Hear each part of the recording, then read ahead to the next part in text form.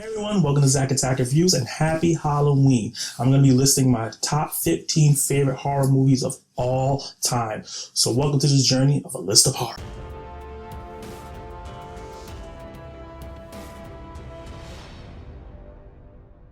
So I'm going to start off with some of my honorable mentions. These are movies that either veered too far off from the horror genre or didn't impact me as much, but I still love them. So movies like Zombieland, The Collection, Alien, obviously a classic, a very highly underrated zombie movie called The Night Eats the World. It's a foreign movie, so it didn't get that much buzz, but it's on Amazon. Check it out. And The Witch, one of the craziest endings I've ever seen in a movie, but definitely a movie that impacted me, but not as much as my top 15. Coming in number one, my first one of the 15, 28 Weeks Later, the sequel to one of the classic zombie movies, 28 Days Later. I really love 28 Days Later as well, but the modern, more up-to-date styling of how it was filmed and the ferociousness and the ferocity of the way the zombies are depicted and the heart of the family that is at the core of this movie really makes me watch this movie over and over and over. I really like it, and I watch it like once a year, especially around Halloween time. So this is one of my favorite zombie movies of all time and one of my favorite horror movies of all time. I think you should check it out. Another movie on my list is Us by Jordan Peele. I think this movie has some issues on it, but I think that it was very unique. The doppelganger situation was so scary, and just that thought, because they do say if you do see a doppelganger, that means you're probably going to die soon. So he takes that and expands it to a whole nother level with a lot of imagery, a lot of double imagery to go with the doppelganger thing, and Lupita Nyong'o's performance as both characters was phenomenal. So even though that this movie is heavily flawed in certain areas, I thought that it was wholly unique, and I really enjoyed it. Another movie on my list, number 3, is The Fly. This movie starring Jeff Goldblum. I think about it ever so often. His transformation into this disgusting looking monster, his descent into madness, all the acting was just really good at the time, very cheesy, of course, with the practical effects and the jump scares, and the atmosphere was just directed and acted out perfectly. I love this movie so much, and it's one of the most terrifying movies I remember from my childhood. So with the last movie, I went backwards to this movie. I'm going to be going to current day. This movie came out this year. It's fresh and new. It's very divisive. Malignant by James Wan. I love this movie so much. It was so balls to the wall out there. When I originally reviewed it, I gave it I think a B or something like that, and said it wasn't that great, but the movie has grown on me more and more. I've watched it multiple times, and I usually don't watch movies that I've just watched multiple times unless I really love them, and it just gets better each time. It has good jump scares. It's really weird and really unique, but also, as you can see, it's inspired by old school movies that came out, gelato films that came out way back in the day, but with a modern take. So I definitely, if you get a chance, I think it's on HBO Max again, you can check it out. And coming in at number 5 is another James Wan film, but this one is on the opposite spectrum. It's not as cheesy, it's not as zany, it's just scary as hell, and had one of the scariest jump scenes I've seen in a movie theater, and that is Insidious. The same crew from the Conjuring films, they do a great job here. About this possession of this little kid by this demon or devil, and it's just really terrifying. James Wan does a massive job of scaring the crap out of me in this movie, and it's a good story, chilling imagery, and like I said, one of the best jump scares of all time. And on my honorable list, I said The Collection, and the next movie is The Collector, one of my favorite horror movies of all time. Very underrated. Don't hear a lot of people talk about it, just very few, but one of my best friends introduced me to this movie, and I absolutely loved it. It's taking so many different genres of films and then mixing this horrific situation so well. This guy who's trying to fight for his family, even though he's doing something wrong in the process, gets trapped with this serial killer in a house and trying to find a way out. It's so weird, so crazy, and it's one of my favorite horror movies ever. And anytime I get a chance, I watch this movie with anybody that hasn't seen it before, because I want them to experience it as well. This next movie is a sci-fi mystery horror film that's kind of a spin-off or a sequel to another horror film that's also a sci-fi mystery, but cam holding, wholly unique. 10 Cloverfield Lane.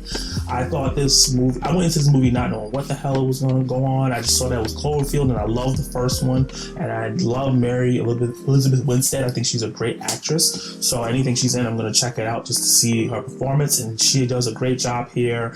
All the other actors in the movie do a great job playing, especially the older man that's trapping her in the basement. He does a great job playing this really creepy old man that thinks he's doing the right thing. Well, technically he was doing the right thing, but he was just doing it the wrong way. So when this whole time you're trying to find her, she's trying to find a way to escape, and then when she finally does, she just gets into a whole new, maybe even worse mess. So yeah, 10 Cloverfield Lane, a mixture of genres, but enough horror in there where I thought it was definitely well made and should be on my list. This next movie is something that has impacted my life from when I was younger up until I was a teenager, and it's just the way of the slasher is its costume, and that's Scream. One of the greatest slasher films of all time.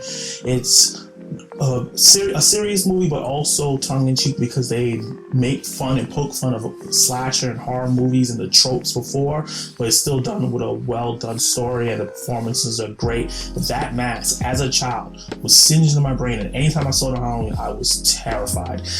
But now I can go back and watch those movies at any time. But that image of that ghostly, weird Scream face, amazing. And next movie on this is Don't Breathe. Wow, I went into this movie not knowing what the hell was going to happen, and when I thought it was going to go left, it went right, and then when I thought it was going to go up, it went down.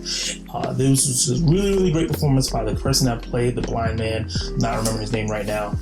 Comment below if you remember all the actors' names. And just the situation, we've seen tons of movies where people break in to someone else's house, and then the person, or even TV shows where the person ends up being way more capable than they thought, like Panic Room. But this is one where it's someone with a disability being way more capable than these people who are not capable at all. They're going to take advantage and being obliterated. It's such a great movie, and it goes into some very weird territory, and it gets into really, it goes from black and white to gray to like, wait, okay, everybody here is messed up, and you start feeling bad for the people who are breaking in. I think it was just a really great movie and really underrated.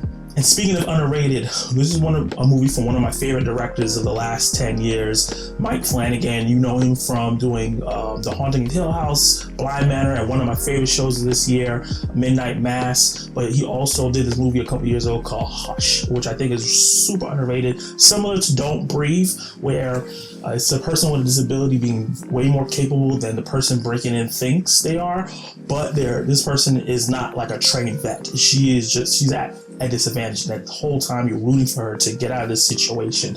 And it's just done in really interesting ways where you think that how can they hold this concept, this gimmick up, and they do a great job from beginning to end. I thought this was a thrilling movie. It's another movie that I watch all the time and also show to my friends if they haven't seen it before. The next movie on my list is Train to Busan, my favorite zombie movie of all time. And anyone that knows me in real life, and if you've seen videos on my channel before, I love the zombie genre. That's my favorite horror genre, and I thought this was a fantastic movie. Korean horror is top-notch stuff because they're not scared to go all in and play with who's good, who's bad. If you're right in the middle, touch on serious subjects, kill kids, and they just go all out, and they just really did a great job of creating this intense time-ticking zombie film with great performances, a lot of heart, and some of the best zombies I've seen in any movie. This next film is actually just one of my favorite movies of all time, no matter the genre, and that's Get Out. I've never seen a movie like this, quite like this before. They have the invasion of body snatchers and stuff like that, but this one takes on a social commentary and is masterfully done by Jordan Peele. Daniel Kaluuya does a great job.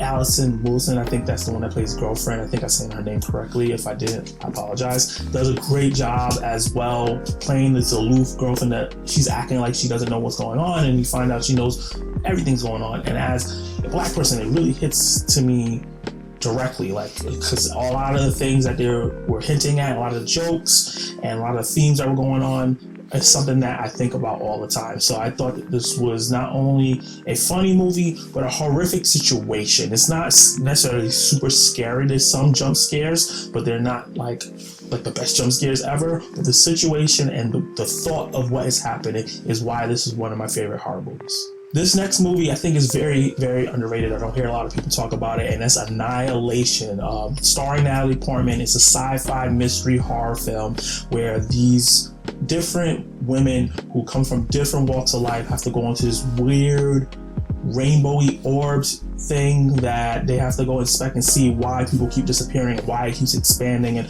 how, is it alien, is it a terrorist attack, what is going on. And at first it's just a normal sci-fi movie, but then it just dwells down deeper and deeper into a horror movie with one of the craziest endings I've ever seen. It was left very ambiguous, but a lot of clues into what happened on rewatch. This is another movie that I love to show people and to see their reactions, because it gets real bonkers.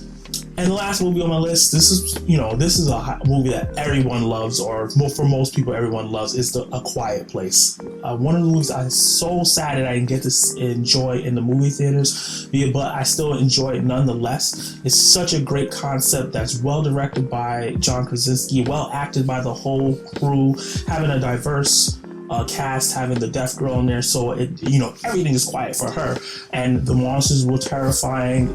The heart of the film was there with the family, and it was just a great debut by John Krasinski, and one of my favorite horror movies of all time. Hey peeps, I just realized, because I'm a goddamn idiot, that I did not list all 15 of my movies. I did 14. So one I forgot somehow was Midsommar. So I just wanted to make sure you guys got the full list. A movie that shot 80% of the daylight. Real crazy, great performances. It's just a very, very scary situation. It's like Get Out, but for white people. But yeah, let's get back to the original video. So the conversation doesn't stop here. These are my 15 favorite, kind of 20 with the honorable mentions, horror movies of all time. But what are yours? Comment below your list. Tell me movies that I maybe not on my list, I've never seen before, and that I should check out. And I know there's a ton that I don't have on here, like The Shining and Dr. Sleep and a ton of different ones. And there's ones that I've never seen, like The Wailing. So comment your thoughts below. Like, subscribe, hit the notification bell so you can check out my next video, and you can watch more right now.